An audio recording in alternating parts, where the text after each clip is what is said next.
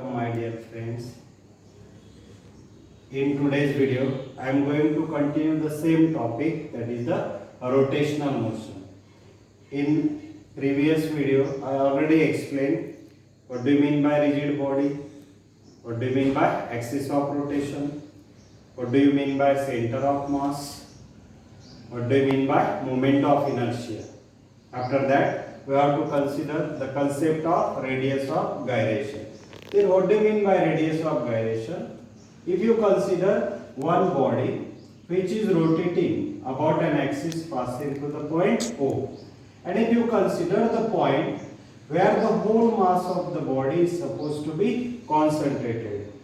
Now, if we consider the axis and the point where whole mass of the body is supposed to be concentrated, which is the center of mass.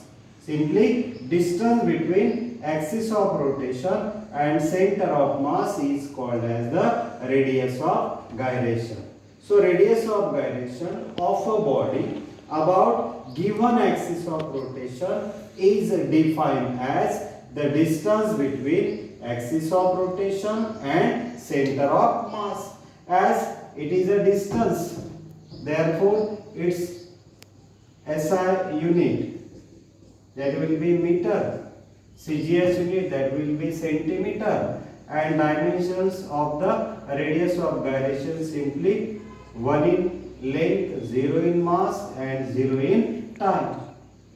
Now, moment of inertia of any body in terms of radius of gyration is given by I equal to m into k square. So that's why we write here k equal to under root of I by m. This is the formula to find the radius of gyration. Now we can also consider the factors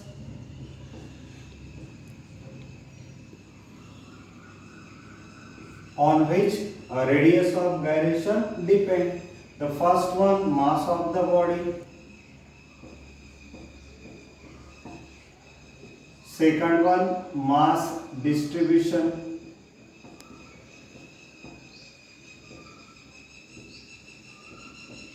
About axis of rotation. Third one, position of axis. And fourth one, shape and size. So these are the four factors on which again the radius of gyration depends, depending upon its mass, depending upon whether the particles distributed close to the axis of rotation or whether the particles are distributed away from the axis of rotation, which is called as mass distribution. Third one, the position of axis, whether the axis is away from the center of mass or close to the center of mass or passing to the center of mass, and obviously the shape and size of the considered body. Now here we have to consider the physical significance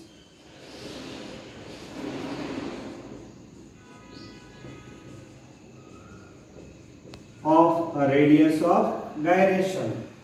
Now we know that moment of inertia of any body in terms of radius of gyration is given by I equal to m into k square. So from this formula we can write k equal to under root of I by m. Now here you have to consider whether the particles situated close to the axis of rotation or away from the axis of rotation. Now if we consider, if the particles are situated close to the axis of rotation, then moment of inertia in that case is less, and moment of inertia is less, then a radius of gyration of that body about the particular axis is less. Now if you consider these particles are situated away from the axis of rotation, then moment of inertia that will be more, and if moment of inertia that is more, then radius of gyration, that is also more. So these are the 3 points on the basis of which we can easily explain the physical significance of radius of gyration. Let us repeat it. In order to explain the physical significance, you have to consider the first point as moment of inertia of a body in terms of radius of gyration given by I equal to m into k square. Therefore, k equal to under root of I by m. We have to consider whether the particles are situated close to the axis of rotation or away from the axis of rotation. If the particles are close to the axis of rotation, then according to this relation, moment of inertia less. If moment of inertia is less, then radius of gyration is less. And opposite is the case if we consider particles are situated away from the axis of rotation, then moment of inertia more. If moment of inertia more, then radius of gyration, that will be more. Hence we can say that radius of gyration is a measure of mass distribution about the axis of rotation. That is a very important point, concluding point. A radius of gyration is a measure of mass distribution about the axis of rotation. Now let us move toward a very important expression, that is expression for kinetic energy of a rotating body. So for that you have to consider one body, that is body of any shape. Then consider that body rotate about an axis passing through the point O. So consider this plane as a axis that is in horizontal plane and the body that is revolve or rotate about the axis passing through the point O.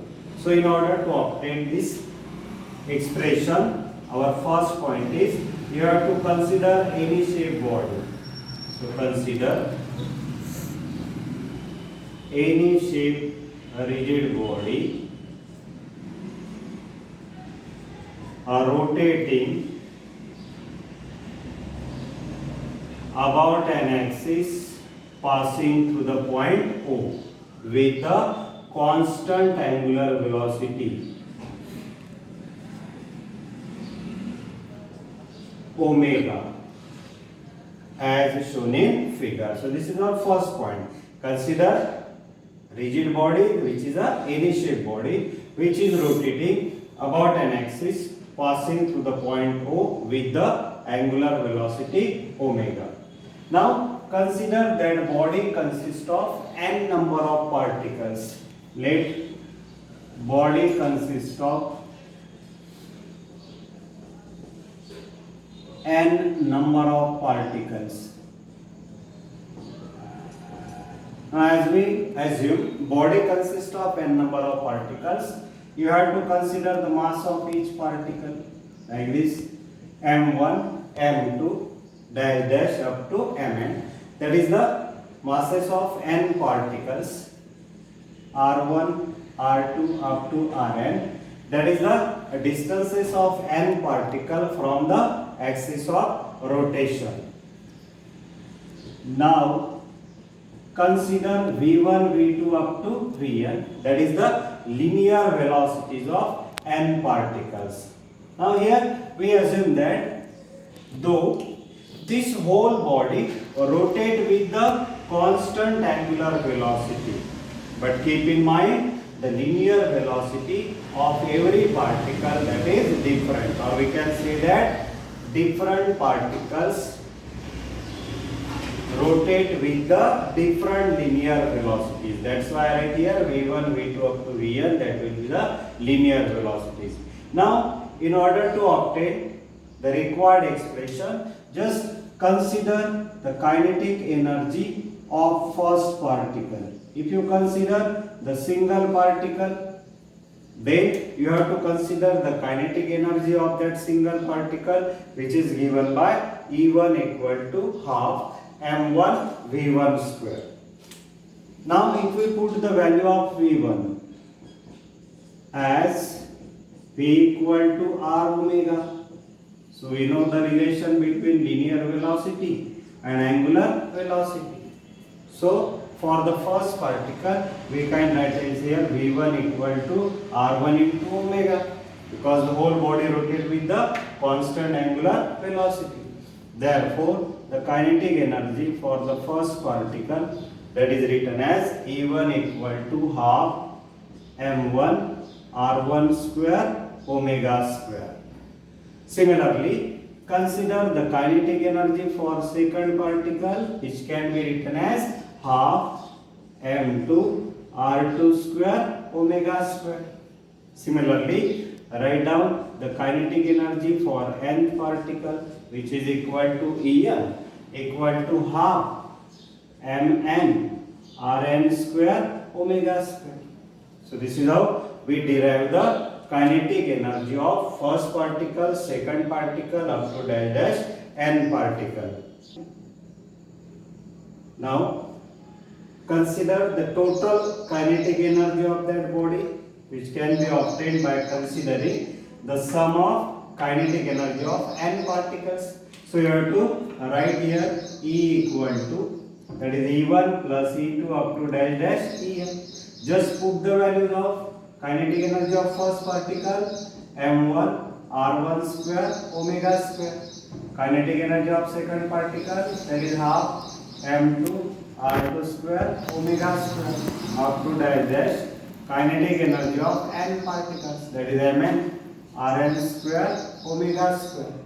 Now if we simplify this equation, that is E equal to half and omega square, that make common. So half m1 r1 square plus m2 r2 square up to dash dash mn rn square into omega square. Now here the terms which are present in bracket, that can be reduced as summation of I equal to 1 to n mi ri square into omega square. So this is nothing but the moment of inertia of a body. So that's why I write here E equal to half I into omega square. So this is the expression for kinetic energy of a rotating body. Now in order to express this expression in different form, that is in the form of angular momentum, we have to make certain simplification. Now, in order to express this expression in terms of the angular momentum, just make the one adjustment. That is, here multiply nr and dr by moment of inertia. So you can write here E equal to half. Here I omega whole square upon I, as angular momentum is the product of moment of inertia and angular velocity. That's why I write here kinetic energy of rotating body as L square by R. This is the second form of a kinetic energy of rotating body. Now sometimes it is asked, show that kinetic energy of a rotating body is directly proportional to square of the frequency. So consider this equation, that is E equal to half I into omega square. Just put the value of omega, that is the 2 pi n. So half I, if I put the value of 2 pi n, taking square, that is E equal to half I into 4 pi square n square.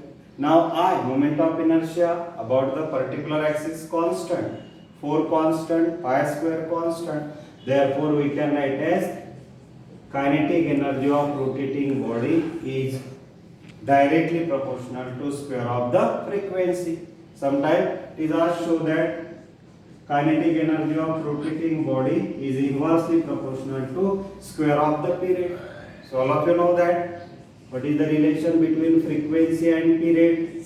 That is frequency equal to reciprocal of the period. So from this we can easily prove that kinetic energy of rotating body directly proportional to frequency, and kinetic energy of the rotating body is inversely proportional to square of the period.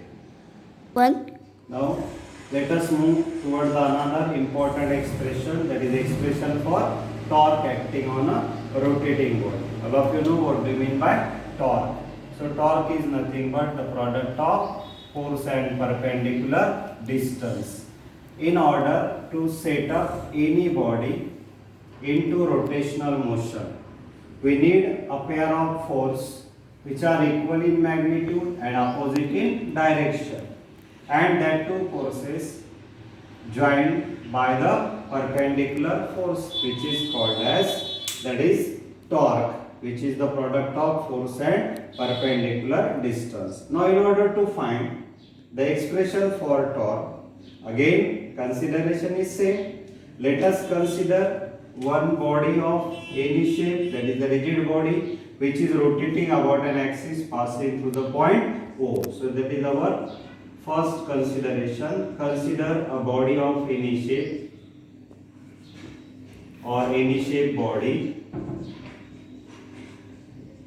rotating about an axis passing through the point O with constant angular acceleration. With constant angular acceleration alpha. So that is our first point. Again consider the second point.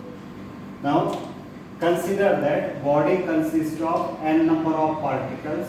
So let n be the number of particles of that body. Then consider the mass of each particle. So let m1, m2 up to mn be the masses of n particles. r1, r2 up to rn, that is the distances of n particles from the axis of rotation. Now consider the linear accelerations a1, a2 up to an, that is the linear accelerations of n particles. Now here though the body rotate with the constant angular acceleration alpha, but different particles possesses the different linear acceleration. Now here in order to find the expression for torque acting on a rotating body, let us consider the torque acting on first particle, that is torque 1 equal to the product of force and, that is perpendicular distance.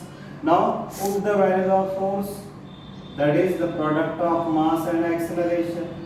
Again put the value of acceleration from the relation between linear acceleration and angular acceleration, which is equal to r1 alpha into r1. Here we are using the two formulae, that is f equal to m into a and a equal to r into alpha. Now if we simplify, then torque acting on first particle equal to m1 r1 square alpha. Now similarly torque acting on second particle, that is equal to m2 r2 square alpha. Similarly up to dash torque acting on n particle is given by mn rn square alpha. Now in order to find the total torque acting on that rotating body, you have to add the torque acting on first, second up to n particle. Now torque acting on rotating body, that can be obtained by considering the summation of torque acting on single particle. So that is torque equal to torque acting on first particle is m1 r1 square alpha, torque acting on second particle m2 r2 square alpha up to dash torque acting on n particle is mn rn square alpha. Now if you make out the alpha common, so you can write as m1 r1 square plus m2 r2 square up to dash mn rm square into alpha. Now the bracket can be reduced as summation I equal to 1 to n, that is mi ri square into alpha. Therefore torque acting on a rotating body can be written as torque equal to I into alpha. It means torque equal to the product of moment of inertia and angular acceleration.